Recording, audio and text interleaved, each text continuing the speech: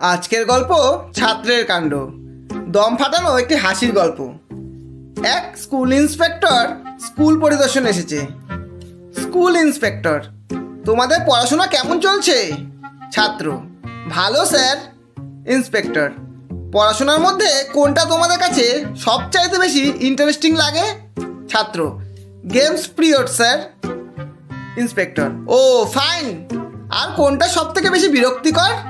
ছাত্র: পরীক্ষাটা sir. Inspector: ও সত্যি? তাহলে তোমরা কেউ আমাকে সাজেশন দাও কিভাবে পরীক্ষাটাকে ইন্টারেস্টিং করা যায়। ক্লাসের সবাই চুপ। শেষে এক ছাত্র হাত তুলল। ইন্সপেক্টর: ইয়েস মাই বয়। ছাত্র: স্যার আমি কি বাংলায় বলতে পারি? ইন্সপেক্টর: হ্যাঁ বলো বলো।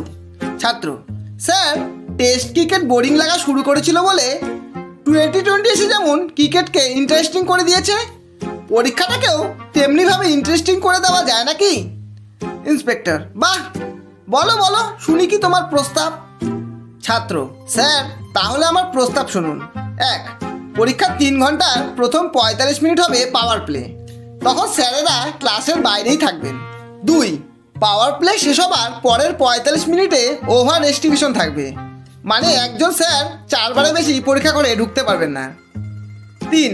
যদি ভুল করে ঢুকে পড়েন তাহলে ফ্রি হিট হবে, অর্থাৎ একটা প্রশ্নের উত্তর তাকে সবাইকে ডিকটেশন করে দিতে হবে, মানে বলে দিতে হবে।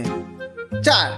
এছাড়া স্যার প্রতি 1 ঘন্টার শেষে 5 মিনিট করে স্ট্র্যাটেজিক টাইম আউট হবে, যে সময় ছাত্ররা নিজেদের প্রয়োজন মতো আলোচনা করে নিতে পারবে। আর স্যার শেষ প্রস্তাব, এটা ভীষণই ইন্টারেস্টিং। 5.